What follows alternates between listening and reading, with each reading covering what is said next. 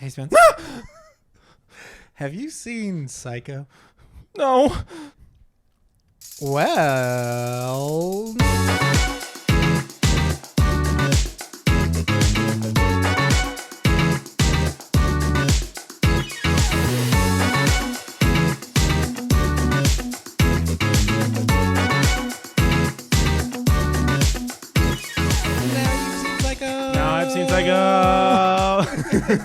And so kicks off the What Is Us Spooktacular Spookathon.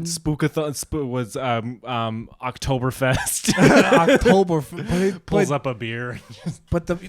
Okay, Oktoberfest. Why is it always in September? We looked this up.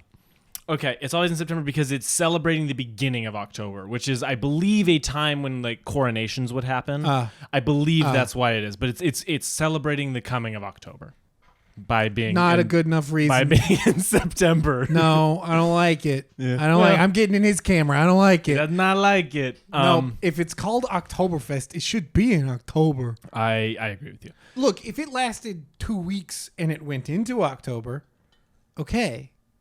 But it's always like Sunday, the 22nd of September. Yeah. It's like, but that's why? That's not how this works. No. That's not how any of this works. They were drunk when they came up with the rules. Fair bars. I mean bars. And they misspelled October. Yeah, which is weird. They spelled it with a K like an idiot. Who's to say? Anyway, Psycho. Anyway, this is Psycho, but this is the beginning of our Spooktacular horror fest. October fest. So we're going 4 episodes this month. We're gonna do. Fuck yeah. We're doing Psycho this week, obviously. Obviously. And then next week is the Texas Chainsaw Massacre. We're going through the decades. As soon as Shane was like, I want to do Psycho, I was like, through the decades it is. So Texas Chainsaw for the 70s, Bars. A Nightmare on Elm Street for the 80s, and then we're doing The Blair Witch Project for the 90s, and then I'm cheating by also throwing in Blair Witch because I have a weird thing about that movie and I want to talk about it, but it's not enough for a whole episode. So we shall tack it on. This is me porting it in. I'm super excited about this. We have obviously thrown up all of our horror spook stuff. We have the movies here. We have Scream 2 and Stab, and I'm very excited about it. I have my other horror VHSs over there. It's a lot of fun. I'm wearing a shirt that's Ghostface and it says "Call Me," because that's his thing. I'm super excited about this. He just like constantly being like, "Hey girl, call me." He is. It's a bit weird. It's like, hey. That's why he gets his ass kicked. Here are my digits. Yeah. That's why he gets his ass kicked. Fair. Yeah. Fair. But I'm super excited about this. I hope you are too. I'm so excited to have finally shown you fucking Psycho. I know, and I'm so excited to show you some of these upcoming movies. Yeah, I think of all the ones we have coming up, I think I'm most excited for Texas Chainsaw Massacre. I think that's the one you will like the most as well. I don't know why. I don't know why I am most excited, nor do I know why you think I like it the most. Well, I think you like it the most because it is like one of those famous ones that isn't just a gore fest. Yeah. Like it's shockingly less gore than the Reputation because of the sequels and stuff. Yeah. But like the first one is not that gory, is just a really good suspenseful, scary little low budget picture. Low budget picture. And I don't know. I think you'll really enjoy that one. I'm very excited. So I'm very excited. We were gonna try to get a guest for that one maybe, and we talked about, well, who knows? We'll see. Gotta line that up. Anyway, I'm super excited for this month, and I think of all the movies we're watching this month, it's the most embarrassing that I haven't seen Psycho. Yeah. You should be embarrassed. How I haven't seen Psycho. Well, the problem is before this year, I'd only seen Rear Window. Yeah. I'd never seen a single other Hitchcock movie, and then I went and saw North by Northwest in theaters, which is a great movie. Bars. And then so which ones have you seen now? Now just Rear Window, North by Northwest, and now Psycho. Hell yeah, brother. Yeah. Hell yeah. My Hitchcock goes all the way back to when I was a kid for some reason. My mom was in love with the movie The Birds. Okay. Of all movies, which, don't get me wrong, Birds rules. Birds shreds. Tippi Hedren, we love you. So I had seen that one since I've been watching that one since I was young. Yeah. Because, like, in all honesty, it's not all that scary. No, it's from the 60s? Yeah. It's from this run that he had. So I had seen The Birds for forever, and then I had seen North by Northwest just a couple years ago. I went and saw that at the Angelica for the first time, and then I went and saw Vertigo and Rear Window like last year. Yeah. And then I had seen Psycho at some point in there. I'm honestly not sure how long ago I saw Psycho for the first time. Within the past few years, but I also don't think it was that new for me or that old or that long ago that I saw it for the first time. So it wasn't something that I like grown up with, but I know I would have seen it over the past couple of years. Yeah. But yeah, man, Psycho, man. Psycho, man. Yeah. So, what did you know about Psycho going in? This is kind of my summation of the movie, and we'll talk more about this, but I knew every famous thing from this movie. It's like it's impossible Psycho. to avoid. I knew the bath. I'd seen the whole bathroom scene a million times. Yeah. I Not knew only have you seen it, you've seen 16,000 different spoofs of it, including the one Jamie Lee Curtis did. Right. It's like Simpsons and Family Guy and every other comedy show since the dawn of time. So there was no surprises in Psycho for me. Yeah. I think none at all. None at all. I knew every big thing. Like there were. You kind of talked about with Exorcist how that movie is not what it's famous for. Yeah. I think Psycho's the opposite. Yeah. Psycho is the parts it's famous for, more so than it is like everything else in that movie's also great. Because everything else in that movie's good. And then the parts that we all know about make it great. I think is what it is. It is maybe I don't know if that's a hot take, because like I don't think it's a hot take.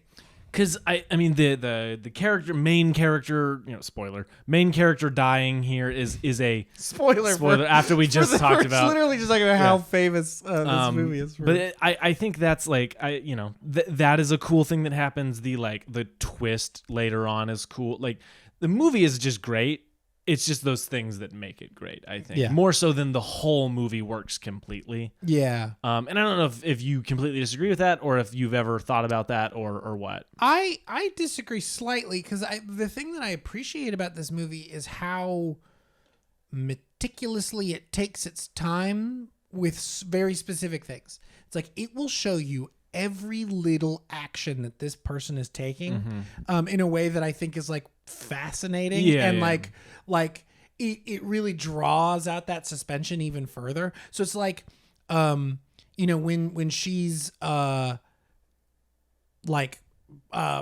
her bag before she leaves, she's like getting undressed, and then she changes, and then she puts the money in her purse, but it doesn't quite fit in the purse, and so she puts a couple other things to try to hide it, and then she puts that in the something else in her suitcase, and then she grabs her hanger. It's like, and all the while it's like ever so slightly and very occasionally just like reminding you like what the stakes are. And like that's maybe not specifically in that scene, but like I mean in the scene where he is cleaning up after that was the what murder. I was going to bring up. Yeah. It's like it is so meticulous. It shows you every little thing he does, and occasionally no, in that scene specifically, it's like it really draws your attention to the money. Like there's that like tracking shot from behind the wall essentially. And like the money is always in the foreground in that shot, and I it's like the stuff like that I actually find really fascinating how it was done. I think there's I think you could even draw some lines from this to something like an Exorcist. Oh, where it's for like sure. It Yeah. just shows you, it takes its time in those moments to draw up the tension, to really show you like exactly what's at stake or exactly what the MacGuffin is or whatever the issue is. It's like it's not always front and center, but it will always remind you of what it is. Yes. No, okay. And that I think is really cool. I do agree with that. I think more of my like, and I wouldn't even say issue. I don't even know if I could say it's an issue. It is more the latter half where it becomes about these other two characters that I don't like quite as much. Right. Where I'm like, well, all right, let's get there. And I think it would have been a completely different experience if I didn't know the twist. Right. If I thought that was the twist, and then it's just putting us back in the danger of it. But like, when you know everything about a movie, the first time you watch it really feels like the second time you watch it, because you see everything. It's like watching The Sixth Sense, knowing the twist of that movie. Right. You're just seeing everything he's doing. Yep. Which is a fascinating way to go in, right? Like it's a really interesting way to watch a movie for the first time, is to like know but see what they're doing, and like it's interesting. I recommend if you've had movies spoiled, don't just not watch them. Like, go and watch them because there's still the experience of watching it. But yeah, like the first half, I definitely agree about like how meticulous it is and how drawn. All of that stuff, I'm so on board with. And I love when he throws the money in the trunk and then closes it, not realizing what it is, and you're just like, oh, this had nothing to do with anything. It was just bad luck. Yeah, which is like the scariest thing in any movie when it's just accidental that something happens. Yeah. Barbarian has one of those where it's just like they happen to go to this horrific situation. Anyway, yeah, like that was kind of my big surprise of the movie is like how much of it I didn't know. Yeah. Even though I knew everything. Yeah. Like the whole thing where she's like buying a new car and like no idea that was a thing. Yeah. I had no idea. So that was, I thought pretty cool to watch. I mean, it's like, it's interesting to see, like, there may or may not be examples of it before then, but it's like the thing that I think about is when, the whole first like chunk of this movie, we have like a very specific protagonist. We know exactly who we're with. I imagine that would be fairly shocking if halfway through the movie, the person who I think is the protagonist dies. Yeah. And is out of the story for the rest of the movie. No, completely. Like I imagine for 1960, I imagine that's probably, I bet that was as big of a shock as the rest of it. Yeah. If anything, it almost feels kind of like a double twist of like, well, she's gone now. Now do I have to leech on? It's the Seven thing. It's like when he walks in at 7 with 45 minutes of that movie left, you're like, what the fuck? Right. Like, how? What? Right. I think of that. I think of a movie I've talked about before. I Saw the Devil. I saw the Devil about 15 minutes into that movie. I made Ethan pause it and I went, none of this is supposed to have happened yet. What is going on? Yeah. Like, this is supposed to come so much later in the movie. Right. Like, anything that plays with structure in that way is always fascinating to me. And I think that is the best part of Psycho. Right. Is that, like, shift in the middle where you're like, wait, that is not at all when this scene is supposed to happen, right? Right. Because especially if you knew that scene, which I think is unavoidable Yeah. in pop culture at this point. So you knew that was coming, but you didn't know anything else about the movie, I think it would still work. Where you're like, wait, what? Yeah, the fact that it's like at the midpoint. Yeah, You're like, there is so much movie left, Yeah. and the protagonist just died. Yeah, like that is definitely the part of the movie. The structure stuff like that is the coolest. Because then you're just watching the rest of it like, oh my God, what is supposed to happen now? Like, and I'm super into the last shot of this movie is haunting. Yeah. Where like crossfade to the car and then they're like, so good. So good. Yeah. Anthony Perkins. Jeez. But like he's excellent in this movie. Yeah. Everyone is excellent in this movie, I think. But he is on a different he's stratosphere. He's operating it feels like he is the most locked into what it is. Yeah. And I think that always gives you the best performances whenever you're so in sync with the material. Yeah. I'm super into that. Yeah. I mean, I cannot imagine a more perfectly cast person. No, he's like he just like to the point that in the remake, the like Gus Van Sant made Psycho, but it's essentially just a shot for shot remake. So I want to watch it just to see how meticulous. Fascinated. But it's like Vince Vaughn in the role. But I'm pretty sure they like added stuff to it. I'm almost I'm positive. like, why would you? Because they all have to. Every time you remake something, you're. But if the point is to meticulously remake it, why add something? Why add? That's the part that I don't understand. Who knows? It's I want to see it though. Like for the interest of seeing it, I want to see it.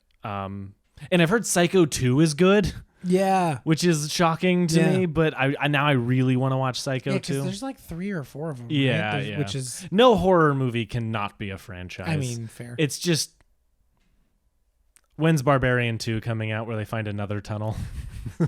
This tunnel's deeper. This one's under the Detroit airport. This mommy's even bigger. Yeah. This time it's a dad. This is the daddy zone. Yeah. Oh God. I don't like it either. No. I don't like that I said that. And I don't like that it entered my brain. Yeah, dude. Anyway, that in terms of structure, I think Psycho's like one of the great Yeah. things. You And know? there's like 7 or 8 of the most famous shots of all time Yeah. just packed in one movie. It is fun. I feel that way about Casablanca too, where I'm Yeah. like, that's where that came from. That's Yeah. where that came from. That's where that came Yeah. from. Psycho has that all over the place. I mean, like him looking through the hole, just literally every shot from The shower the sequence. shower sequence, the very, the last shot of the movie where he's looking right into the camera, Yes. like the house. I Like, was going to say the house in the background. I also think the shot of him going down the stairs after Yes. he's been like cut, which the crazy thing about that, you talk about putting a weird original thing in a movie, which is like strange to do, where it's like I've seen people get stabbed and fall downstairs before, but having him get like cut across the face, Yeah. and it like misses his eye because of how your face is shaped, Uh-huh. is weirdly terrifying to me. It Yeah. adds a level of like scary realism to like a not that realistic way someone would fall downstairs. It's so cool. Yeah. I also love the shot from above when it like whips around and then it cuts to him. It's so good. Yeah. Rear projection's fun. rear projection's fun, guys. I mean, the shot of where she turns the body and Yes. she hits the light. The light. Yes, dude. Oh, that whole Iconic sequence. the movie. You Yeah. know? I mean, seriously, like, it's crazy to think that this dude had been making movies for like 50 years at this point. To Psycho up to Yeah. Oh my god. Oh, he'd been making movies since the 20s. My god. Yeah. He started in the silent era. Did you know that? No, I didn't know Alfred that. Hitchcock started in the fucking silent era. Like, that dude had been making movies for forever. And then, like, in the 60s, he had this, like, insane run. Yeah, like of- to the point where the most famous of all of his movies come out like boom, boom, boom, boom, like out of Yes. nowhere. Yeah. Yeah. I mean, it's literally, it's Psycho, Rear Window, Vertigo, The Birds, Mm-hmm. and North by Northwest. They're out of order, but Yeah. But There's- they I mean- all were. And he's like notorious. He's got like other he's got movies other that are very huge, famous, but huge but when movies, you but- buy the like box set, most Yeah. of the time the ones that are coming with it are The Birds, Psycho, North by Northwest, Rear Window, and Vertigo. Those are Yeah. the ones you're always gonna find. Yeah. This is right here. Psycho. Buy it on Blu-ray. Yeah, I agree. It looks very good. Oh, we also watched the theatrical version. Okay, yeah. Explain not- that to me again. I will read you the back of the box because Okay. that is all I know about it. So there's Psycho Uncut, and then there is Psycho. We watched the uncut version. The extended version of the movie, as seen in theaters in 1960, is exactly as intended by Alfred Hitchcock and now available with additional footage for the first time ever. Psycho, the other version, the most widely seen version of the movie, was edited for content and subsequently used for TV broadcast, theatrical re-releases, and home entertainment over the last 60 years. So most people have seen the other version. We watched the uncut And it, theatrical version. And so it takes out what, like the toilet flushing and stuff, which was Truly no Which, idea. by the way, the toilet flushing, first time that was ever in a movie. I know. Which is a very funny fact about this that I kind of love. Of all the things that this was the first to be seen on a screen. I know. Good heavens, a toilet flush. Yeah, dude, it's you think about it back then, you couldn't show a man and woman in bed together. Yeah. And so in a lot of those that era of like TV and movies, they were like, why are the married couple sleeping in two Yeah. twin beds? Yeah, you watch I Love Lucy, and they're like, why are they in twin beds? Yeah, you're They're like, married. They have children. All right. Yeah. I'm pretty sure the Dick Van Dyke Show like broke the mold on that. Like they actually showed them was being that them? in yeah. Shout out Dick Van Dyke Show. That show ruled, dude. That There show you was go. very good. Never watched it. This one's for you, Dick Van Dyke Show. Yeah, it was like they also had like they had like a really really famous episode where I can't remember what the like inciting incident is.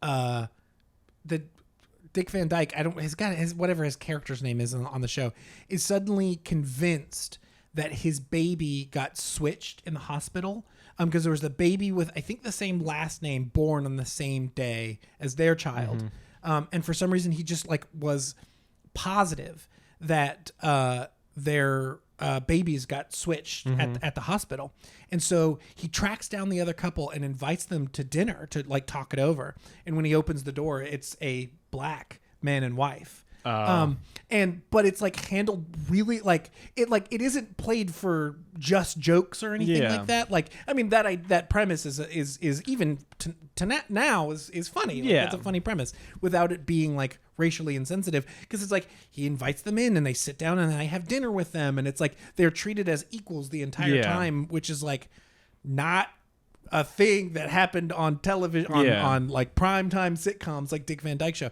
So it's actually like that episode was like really important for them to want to do right and like be sensitive and like, you know, be a part of that, you know, kind of integration movement. Anyways, sorry, random Dick Van Dyke history. That's cool though. I didn't know any Dick of that. Van Dyke fucking rules. Go watch some Dick Van Dyke. Do it right now. Mary Tyler Moore, I love you too. Norman Bates will attack you if you don't. If you have not seen an episode of Dick Van Dyke, Norman Bates dives through the window next to me and just starts stabbing them. And I'm just like, hey, daddy. Hey. You can stab me, but not with that knife. Hey. Oh, anyways. Fuck, that's funny. I totally lost my train of thought now. What, any other thoughts on Psycho? Like, I mean, like, that's the thing is, like, it's so hugely, insanely famous. It's like hard to add. Look, okay, here are some things that need to be said. There's a lot about this movie that hasn't aged well. Yeah. Like, I encourage media literacy for this one. Yeah, just go find. I wanted to do it before the episode came out, and I forgot to do it. I will link something in the show notes. Look at the show notes. I will link something, or several things about like Psycho and its harm for not only like people with BPD, borderline personality disorder, or queer people and people in the transgender community and drag queen, you know what I mean? Like all of that kind of thing. This is not exactly a highlight in terms of good representation when it comes to those things. Not at all. And I think it's important also to add that that's like still a prevalent problem today. You know what I mean? Like, and movies like this were the things that like kicked that off as being part it's of like, I can think pop of like culture. Insidious 2 off the top of my head, a movie I watched semi recently. It has similar issues where you're like, oh great, this is okay. Yeah, it is still an issue today, and it's getting better. I mean, we're having better I think to shout out Evil Dead Rise and Talk to Me. Both of those movies have trans actors or trans characters. I don't know because they don't talk about it. Yeah. They're just in this movie existing, whether or not they are trans in the movie or just, I don't know, but they're just there and it's not brought up at all, and they're just there. I love that. They aren't the trans character. They're just a character. They are people that are trans. And I love that. I think that that is what we should really be striving for. Not trans actors don't have to be in movies only about trans people. They can just be in movies about people. 100%. And that is what we're working towards. And those two movies, I think, do that incredibly. Again, weirdly, the horror genre has a ton of problematic things, especially back in the day, that are still now tropes. Yeah. But I also think the horror genre will be a big push in like good representation, which is a fascinating thing. Yeah. I think of like Scream, the newer Scream movies having just a gay character that's just gay and in the movie, and it's fine. Yeah. You know what I mean? Like, I'm super into that. Yeah. Other things on Psycho, I want to talk about the trailer for Psycho. Do you know about this? No. Okay. I don't know if it's because I don't know how trailers worked back then. Like, now we usually get like 2 or 3 for a movie. Mm-hmm. One of the trailers for Psycho was just Alfred Hitchcock on the lot outside of the house talking about how terrifying the things that were about to be seen were. And it's just him. That feels so Alfred Hitchcock. I know. And that feels so this movie. But imagine this. Imagine if that is the only trailer you got, or the only trailer you saw, and then you go see this movie having seen no actual footage. Yeah. Just heard Alfred Hitchcock. That would be fucking incredible, and I want that to happen more. Yeah. Like, I still hold that Star Wars or Marvel or somebody like that could do it. Could do something where they just have interviews and press conferences and a poster released, and people will still go see it. And I want to know what that experience is like. Yeah. Like, just build up this hype for it. Dude, could you imagine if The Force Awakens did that? Yeah. Force Awakens was the most. Now, granted, the Force Awakens trailer is like one of the best modern day trailers. Pretty damn good. It's so good. But can you imagine how cool that would have been? I 100% agree. Could you do that with an original property? Not in today's landscape because Like, nobody takes chances anymore. No, like the what you would not be taking a chance on it. Like what I'm trying to think of is like Alfred Hitchcock can do that because he's Alfred Hitchcock. Not any director at that time could do that. I don't think any director, period, could do it now. I don't think That's what I'm saying. Steven It's Spielberg, the most recognizable director in the history of film, could get up and do that. But are there any like could like John Carpenter? You know what I mean? Could somebody like give him $3 million to go make a $3 million John Carpenter movie. And then could John Carpenter sit in front of a screen and go, I'm John Carpenter. I made a movie. Go watch it. And then every John Carpenter fan would stand the fuck up and go see it. You know who I think could do it? Who? James Wan. You think? James Wan started... Does he have the like cult following in terms of horror? Yeah. Yes. You give him a $2 million horror movie. He made Saw. Yeah. He made The Conjuring. Yeah. He made Fast and Furious. He made Malignant. He made Insidious. And he made Aquaman. Aquaman and Aquaman 2. Did he do Aquaman 2? Yeah.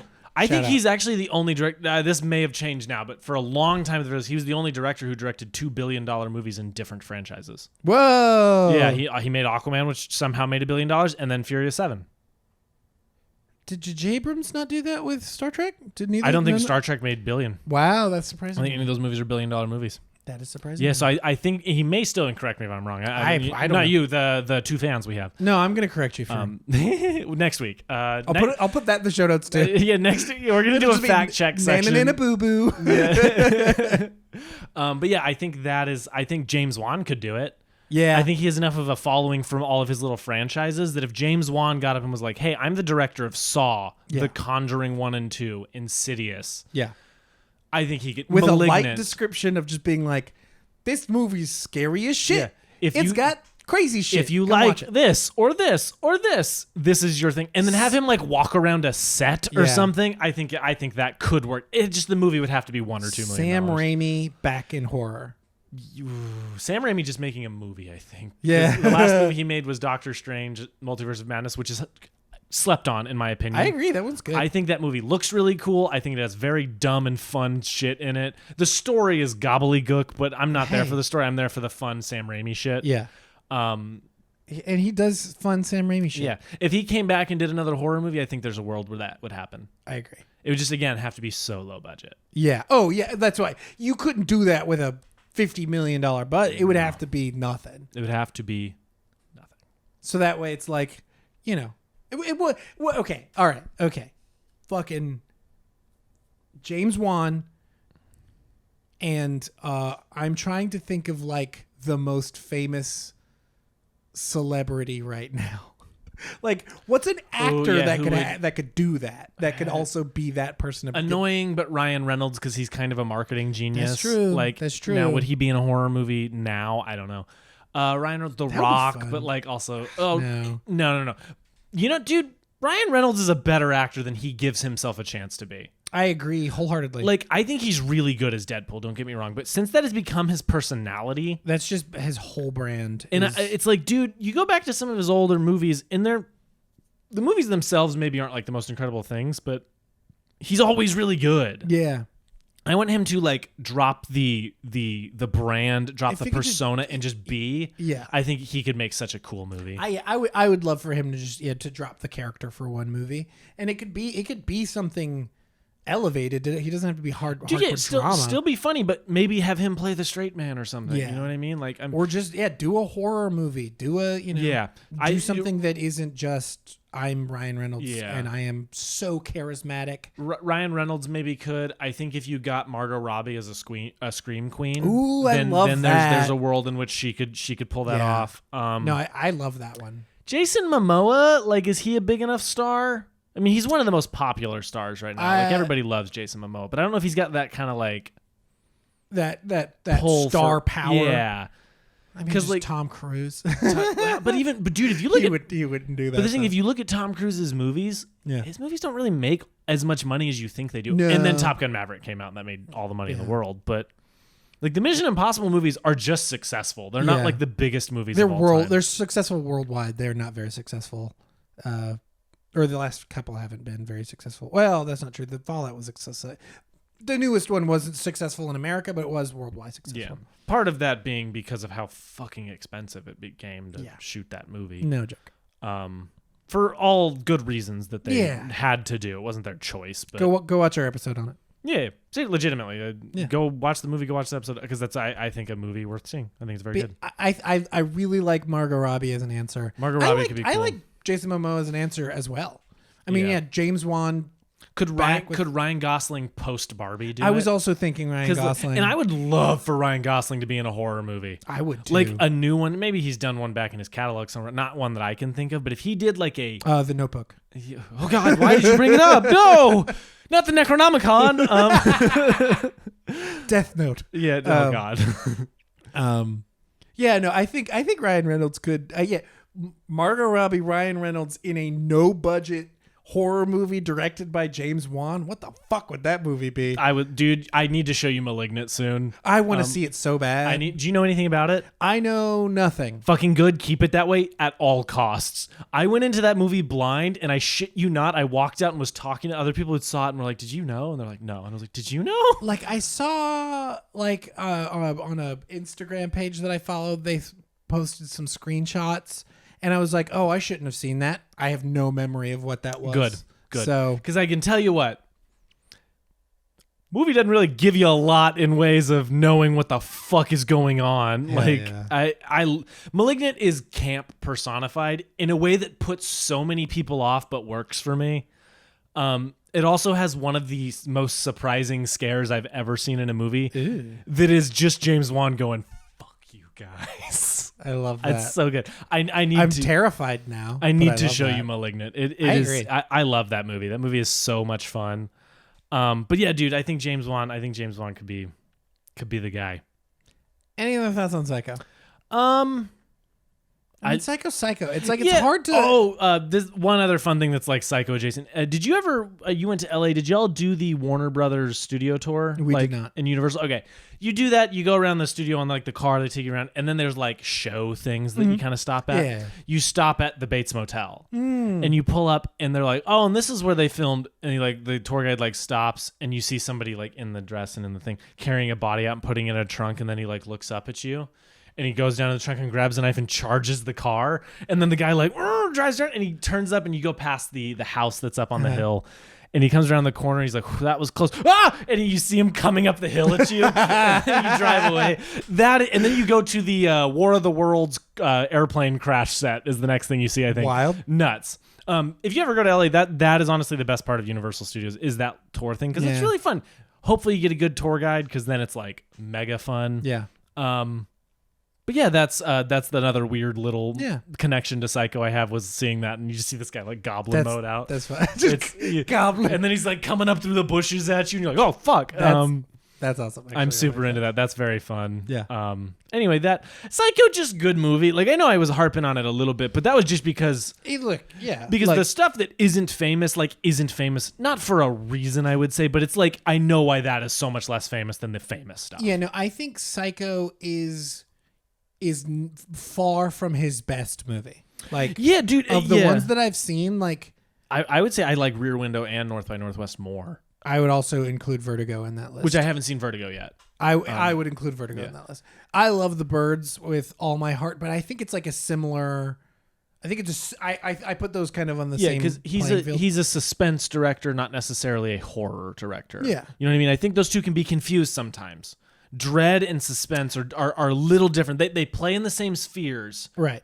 Like they run in the same circle. They're at the same mixer, but they're not necessarily the same emotion. You know what I mean? Like The Conjuring is scary. Psycho is suspenseful. Yeah. Like I was never scared. Now Psycho's from the 60s. It's different. Yeah. So that is that. But anyway, that is maybe my other opinion is talking about far from his best movie. It's definitely his most famous. It has at the very least his most famous scene. Right. Like 100%. Like there's no world where Psycho isn't his most famous movie. Yeah. Which is like a little disappointing. A little bit. Because like Rear Window and Vertigo. Dude, Rear Window's so good. They're so good, man. Rear Window rules. And also has a very scary scene in it. Yeah. Like Rear Window's great. Yeah, shout Shout out Rear Window. Go see Rear Window, guys. Come on the pod, Come Rear on the Window. pod, Rear Window. Come on the pod, Alfred Hitchcock. Yeah. And also Jimmy Stewart. Jimmy Stewart, though. Okay, can I'm just, this is random aside. Are you prepared? Yeah, I'm so ready. Okay. Have you seen the, like, was it 99 or 2000 How the Grinch Stole Christmas? With Jim Carrey? With Jim Carrey. Yes, can I be before you say your thing? Yeah. I love that movie dearly. I think Jim Carrey gives a wonderful comedic performance in it. Okay. Anyway, I be agree. as brutal and mean as you want. Okay, no meanness whatsoever. Okay. I think Jim Carrey is doing a Jimmy Stewart impression in that movie. I think you've told me this. I have said this. I may have even done this on pod. I'm going to bring it up some more. I need to make like a super cut or something and put it on TikTok. Oh, I don't want to. Don't tie me to that. Maybe Dylan. Dylan, friend of the pod. That's on you. Anyways, he's doing a Jimmy Stewart impression. It's like it is like ratcheted up to 200. Yeah. But there is just some of these like, like you watch like It's a Wonderful Life, and it's a very interesting situation. Yeah. It's like, and then you go to like, get my cloak. It's Yeah. like there's just like, it's like he's taking like the silliest version of Jimmy Stewart's voice and ratcheting up to 200, and that's his Grinch voice. I mean, I can completely see it now that you say it. Yes, because like, I'm right. Jim Carrey, I love you. Come on the pod. I want to talk about this. Yeah. I know your secret, and I'm leaking the secret. So come talk to me, so we can. We'll also talk about all your other movies. And we'll also talk about The Truman Show. We'll talk about the Truman Show. I love that. Man on the Moon. Which I haven't seen. Which is a very interesting movie, and I would honestly love to talk to him about it. Eternal Sunshine of the Spotless Mind. Fucking A. This is not just a Jim Carrey. Yeah. We love you. I mean, one of the Sonic 1 and 2. I am quite literally one of the episodes that I want to do is doing Man on the Moon and Jim and Andy. I'm so excited as a for double it. feature. Because I knew vaguely about it, but I want to watch the movie and the documentary so bad. So interesting. I'm so excited. Oh, this other weird thing I'm excited about talking about movies. Guillermo del Toro's Pinocchio is like coming to Criterion. I'm so excited about it. Anyway, that just popped into my head. Very excited about that. Do you want to do the B segment? Do you have lessons for Psycho? Oh, no. You don't have a lesson for Psycho? No. Okay. It's so hard to look at it critically. Yeah. Like legitimately, it's hard to not watch it as Psycho. Yeah. You know? My lesson is bland.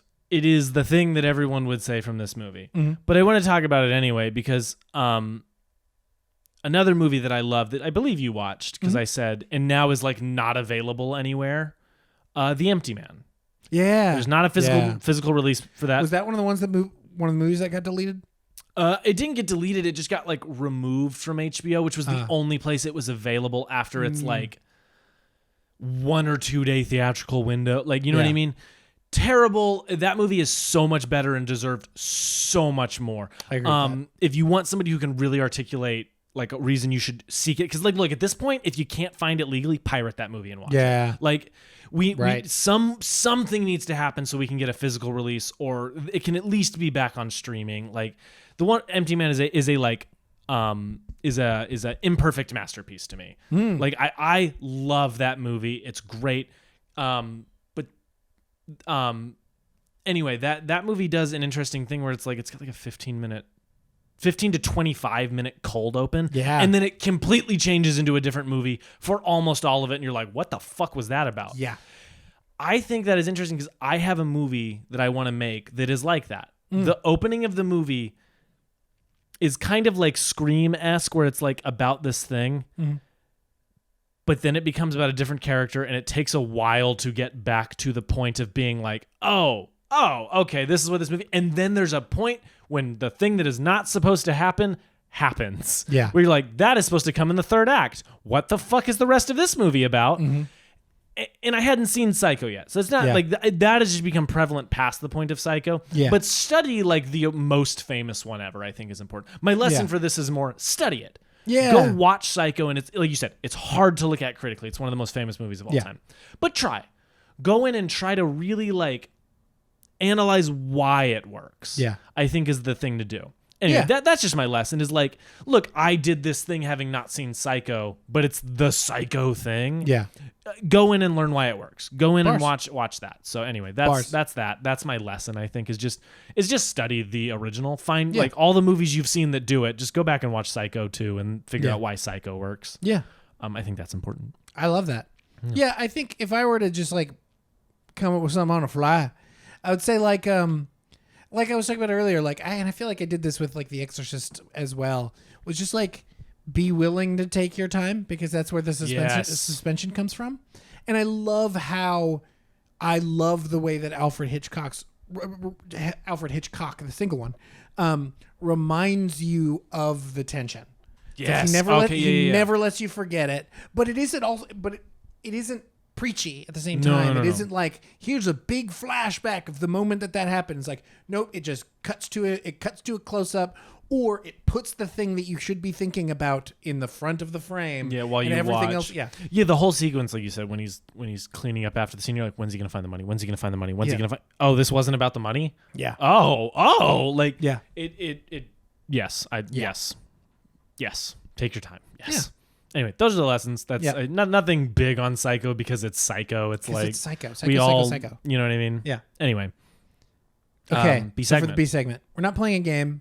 I'm just gonna tell you trivia about the movie Psycho. Okay. Because this is a movie that has spawned so much weird stories and all this kind of stuff. Ooh, interesting. So like, there's just a lot going on with this movie. There's a lot of interesting things that have happened during the making and because of it. So. Alfred Hitchcock was so pleased with the score written by Bernard Herrmann that he doubled the composer's salary. Hitchcock later said 33% of the effect of Psycho was due to the music. Ironically, he was originally adamant that there should be no music in the shower scene, but he was persuaded by his wife to give it a try. The screeching violins and dire strings ending up selling the scene and driving theatrical audiences beyond anything they had ever experienced. Shout out Mrs. Hitchcock for getting him to do that. Because can you imagine that scene without it? Without the most one of the most famous musical pieces in any cinema. Three? Yeah. Insane. I can't think. Most famous? Yeah. Like most famous? It's like that in Jaws. Yeah. No. Yeah. It's like those two. Insanity. In the opening scene, Marion Crane is wearing a white bra because Alfred Hitchcock wanted to show her as being angelic. After she has taken the money, the following scene has her in a black bra because now she has done something wrong and evil. Similarly, before she steals the money, she has a white purse. After she's stolen the money, her purse is black. Did you notice that? I did not notice that. I noticed that this viewing. I was like, I see what you do at Alfie. That's cool. I see what you do at Alfie. I love that. It's little shit like that, man. I also love the fact that the money fit perfectly in the purse in the first scene, and then it does not fit in the second one. Oh, yeah? Yeah, when she has the black purse, it doesn't fit in the purse. Yeah. Like, she's able to just, like, perfectly stick it in the purse and, like, cover the flap. And the second one's, like, it's always kind of sticking out. That's one thing I didn't mention. I like that she chooses to do the right thing in the end and then dies anyway. It makes it so tragic. You're like, oh, man. Anyway, forgot to bring that up. That's a little thing that no one really talks about this movie, but I think that's, like, the core of why that's so disturbing. Right. Anyway, yeah. 100%. Completely agree. Walt Disney refused to allow Alfred Hitchcock to film at Disneyland in the early 60s because Hitchcock had made that disgusting movie Psycho. And Walt Disney, you're a prude, dude. Like, and he hated the Uncle Walt persona that he had been known for so long, and then he's doing shit like that. Walt Disney sucked. Walt Disney, you suck. Not to offend the Disney adults out there. Sorry, Disney adults. Look, Disney is cool, and the idea of Disney is very cool, but it is founded by a very terrible person. Yeah. Anti-Semite. Fuck you. Anyway, if you're an anti-Semite, stop listening to this podcast. Yes, that is true. And die. After this movie's release, Alfred Hitchcock received an angry letter from the father of a girl who had refused to have a bath after seeing Diabolique. I don't know what this movie is. Don't look at me. I don't know anything. And now refused to shower after seeing this movie. Hitchcock sent a note back simply saying, "Send her to the dry cleaners." Yo, that's so good. Alfred. That shit is so good. Love that shit. Breck also mentioned this. Was it during or after the movie? I think it was after the movie. Although Janet Leigh was not bothered by the filming of the famous shower scene, seeing it on film profoundly moved her. She later remarked that it made her realize how vulnerable a woman was in a shower. To the end of her life, she always took baths. Damn. Wild, right? Damn. Yeah. I mean, like, she's not wrong. No. Yeah. I talked to Breck about it, and she said, like, she either took baths or she left the shower curtain open so she could see anybody. Like, the shower curtain open and the bathroom door open so she could see anybody coming in. I mean, nuts. Alfred Hitchcock bought the rights to the novel anonymously from Robert Bloch for only $9,000. He then bought as many copies of the novel as he could to keep the ending a secret. I want to know the number so bad. So when I die in whatever weird office space afterlife we're going to, that's my question. You don't want to know who the Zodiac Killer is? You don't know the meaning of life? No. How many copies of Psycho did Alfred Hitchcock buy? Yeah. That's what I want to know. Yeah. Oh, another thing I think is just like makes me want to throw up is at the beginning of the movie, the rich guy's like trying to buy the house. Like, also that guy can kind of get it. If you're gonna flash $40,000 at me, like, I'll be your sugar baby, whatever. He was buying a house $40,000 cash. Yeah. Just imagine being able to buy a house. You looked at me and just went, "That's a house. That's a house." And then looked back at the screen and I was like, "Whoa." That being said, I did the like inflation calculator, and that's worth like $400,000 in today's money. So it's like that makes sense, but at the same time, just being like, I got $40,000 to buy a house for my little girl. Yeah, nuts. Motherfucker. I love he's like, I don't even want it in the office over the weekend. Take it to the safety deposit box. It's probably covered in stripper sweat. Why is it all in one, sir? I stole it from 30 strippers. When the cast and crew began work on the first day, they had to raise their right hands and promise not to divulge one word of the story. Alfred Hitchcock also withheld the ending part of the script from his cast until he needed to shoot it. Okay. Isn't that fun? Yeah. How do you feel about it? 'Cause that's happened before. Like, Marvel is notorious for this, but Star Wars has kind of gotten to that point too. Well, that's what they did for the Luke, I am your father scene. Yeah, it was a different lines in the original script. And then they told her, I think that is fun. I think that is cool. Yeah. I think you can take it too far. Oh. But keeping a portion of it from the cast until it's time is okay to me. Yeah. Because you can get across what the emotion is. You can tell them the gist of it. You can tell them emotionally what happens, but you don't have to tell them everything. Look, if you're withholding a sex scene, that is fucked up. That's hideous. But withholding, for a movie like this, I don't really see much of an issue. I agree. Yeah. I there are just times where I think that it gets taken too far. Yeah. Like you'll hear stories about Marvel actors who, like, who knows how true these are, but they're like reading the script in a public place and they leave and they forget it and somebody knocks on their door when they get home and they hand them the script again. You're like, you have this man followed? Like, what the fuck? Who knows if that's true or not? You have not, you know what I mean? I just know that, like, they print scripts on red paper because they're harder. Like, you can't photocopy them. So shit like that where it's like, damn, guys, it's a movie. I know. Yeah. But anyway. The Marvel Secrets Police I know. are You mean Kevin Feige with a sniper rifle? Literally.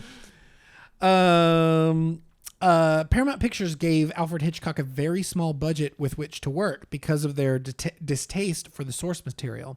They also deferred most of the box office take to Hitchcock, thinking the movie would fail. When it became a sleeper hit, Hitchcock made a fortune. Good. Yeah. Fuck you for not believing in Alfred Hitchcock.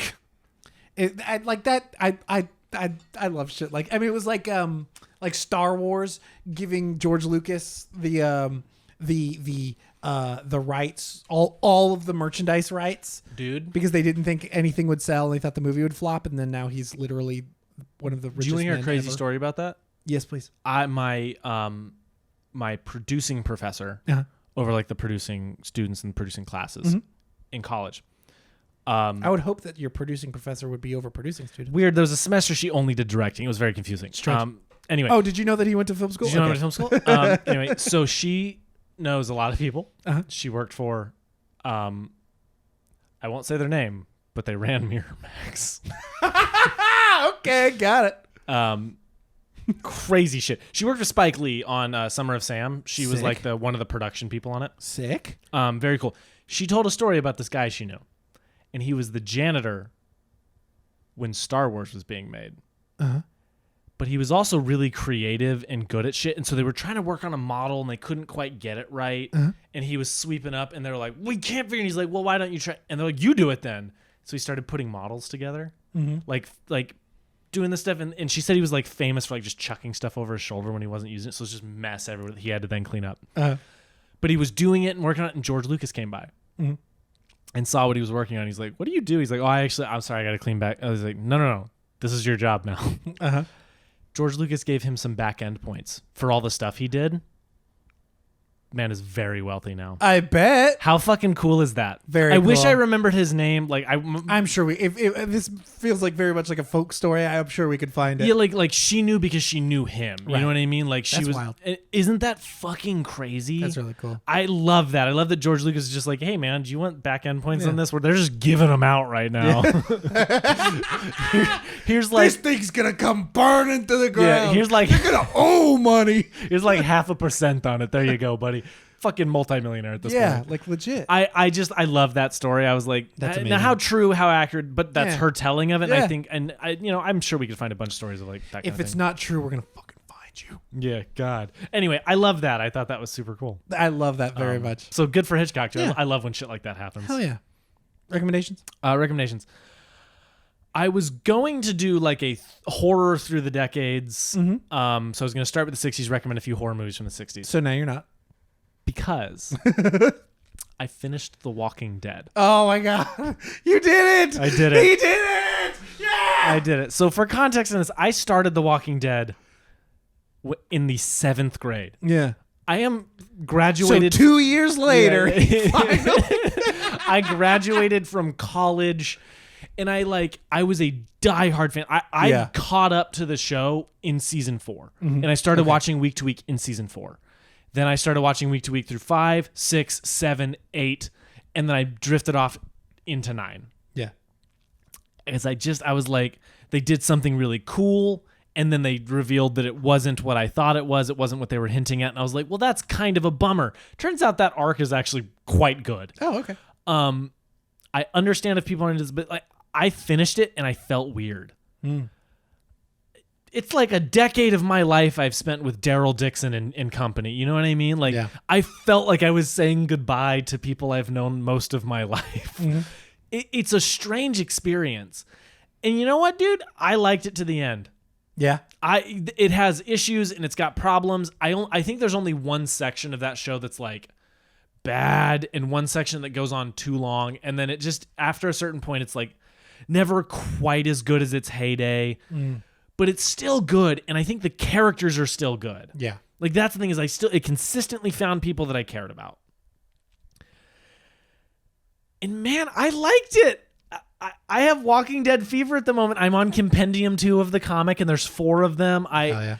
I am gonna watch the Daryl Dixon show for sure. The comic still running? No, comic is over. They're re-releasing it in color issue by issue right now. Whoa, that's cool. I've seen the color images. I like the black and white more. Yeah. That's the way it was designed. Yeah, but It's still cool though. I have to, dude. And the Daryl Dixon show is apparently really good. Really? Like, it's gone 2 episodes and it's gotten great reviews and says it feels like the heyday again. Interesting. So I'm gonna watch that one for sure, and I'm gonna watch the Rick and Michonne spinoff, which is that one is a miniseries. They've announced that cool. Daryl Dixon's a show, but I think it's because they want to bring him back to meet up with other characters again, because he's in France for some reason, which makes no sense. They had to go get some, some croissants. Yeah, well, yeah, but zombie croissants, Walker croissants. I'm sorry. Yeah. Anyway, I am shocked to say that because I didn't just pick up where I left off. This year I went back and restarted it and have been watching it for the past like 8 months. Yeah, you have. And dude, I liked it. Yeah. I'm a Walking Dead fan. I'm gonna watch it. There's a good chance I watch Fear the Walking Dead. I'm just gonna go watch them all. I thought, didn't that start good? Like, didn't people really like Fear the Walking Dead is still going. It ends this year. Oh, okay. I think yeah, but it had a people liked that. Yeah, one a lot of characters from Walking Dead who leave that show end up on Fear the Walking Dead. And so I've heard Fear the Walking Dead is very good. Yeah. I've heard the only one that's like outright straight up bad is World Beyond. I've never even heard of it. Dude, nobody has. That's kind of the I don't care about that one. I will not watch that one because I don't think you have to for any of the anything. Interesting. But I'm shocked to say that I really loved The Walking Dead. Hell yeah. It was weird to say goodbye to the main show. Yeah. Anyway, that's my recommendation. Shut up. Next week I will start the like through the decades thing and give a couple recommendations from each decade the movie came out. But The Walking Dead, man, like at the very least go watch the first 3 seasons because they're so good. Is that how far I got? I think so. I think you might have started season 4. Yeah, okay. Yeah. I really liked the first 3 seasons, but then I had my time with it and I was like, I'm good. And I think end of season 3 is a great place to walk away. Yeah. You can just be like, all right, I'm good. I can make up that they're happy or whatever. Yeah. After that, there's not a great place to stop. Not really. Right. And I feel like I have not really felt the need to go back. And I don't expect it, but I do think the first 3 are like essential television. They're watching. really the good. first 3 seasons of that show, essential television. I fell in love with that show when I started watching it. So it is so good for a long time, and then it becomes if you're a fan, you're a fan. If not, if not. But anyway, The Walking Dead, man. That's my recommendation. Which trust me, I'm as shocked as everyone. I'm glad this very small project that almost little nobody indie knows thing, about is getting its due. Yeah. So I've got 2 recommendations, okay. Both 2 shows that I've started recently. Oh, I also watched Captain Ahab, The Legend of Dave Steeb. Oh, yeah, okay. I finally watched that one. Very good. John Boyce, go watch it. God damn it, that man can pitch. Okay. Anyway, so 2 shows that I've started recently. One is very on theme and one is very not, or kind of. We'll find out. One is What We Do in the Shadows. I started watching the television show.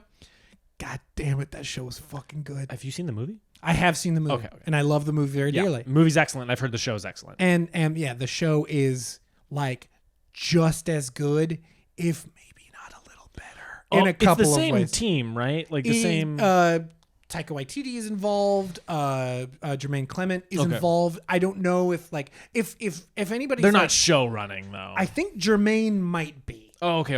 I know Taika Waititi is. He was like I think a major part of the first season. I'm only into season 2, so I'm not like super deep in. Okay. But damn it, it's freaking hilarious. And everybody in it is perfect and amazing, and it's so well cast and so well written and very funny. I need to watch it. I'm very excited. I can't recommend it enough. Because I love the movie. I love the movie. Yeah. If you love the movie, you will love the show. And it is like the exact same tempo, the exact same humor. Awesome. It's great. It's perfect. I love it. The other show is Mickey Mouse.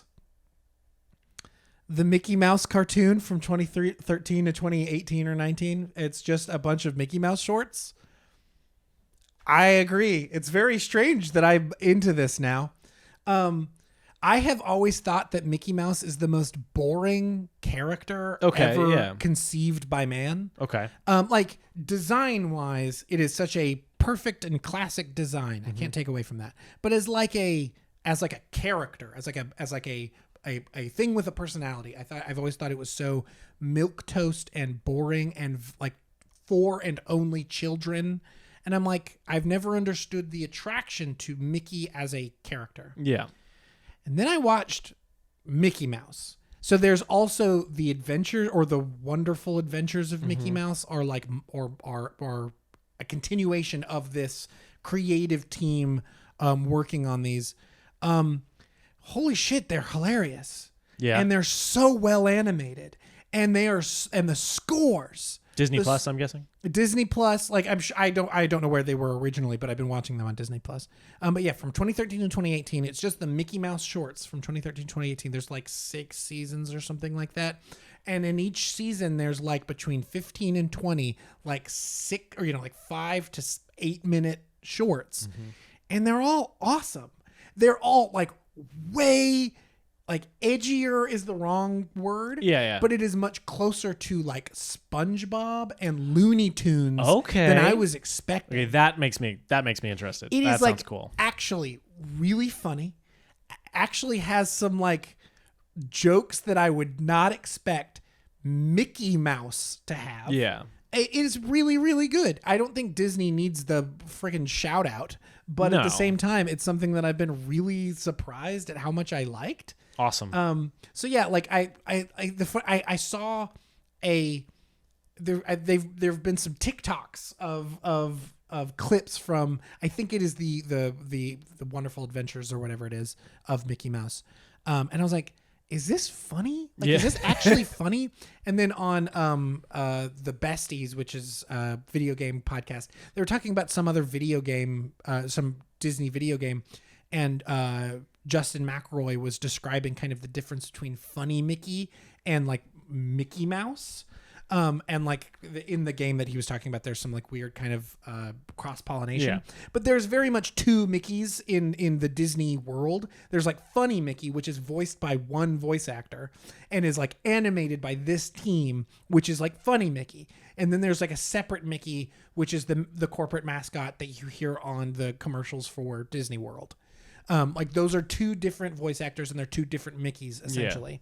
And so I was like, okay, I don't care about that one. I'm interested in funny Mickey. And damn it, if it isn't funny, it's like really well animated. There's some like actually like interest, you could glean some interest, some things from it. It's very like Chuck Jones level, like Looney Tunes, which I'm so into. Like it's really good, guys. Awesome. Mickey Mouse. What a recommendation to start out horror month. And we were talking about how bad Walt Disney sucks earlier, so I felt like this is a good opportunity. This is to post shout him. Out. Yeah, this very much so. He'd be turning in his frozen cryogenically frozen corpse. His head is just going, no. Yeah. So, anyways, damn, that's awesome. Mickey Mouse and What We Do in the Shadows. Specifically, What We Do in the Shadows, but also Mickey Mouse is really good. They're like 5 minutes apiece. Yeah. They're so easy. Low investment. Yeah. Low investment, high reward. Yeah. Super. Yeah, like legit. There you go. There you go. I think we did it.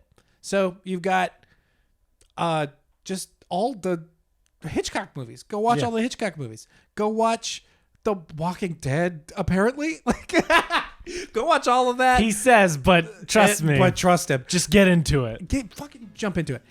Mickey Mouse cartoons and What We Do in the Shadows. So you got a lot to watch. So go do that. Or I don't know. Don't. Whatever. Live your life.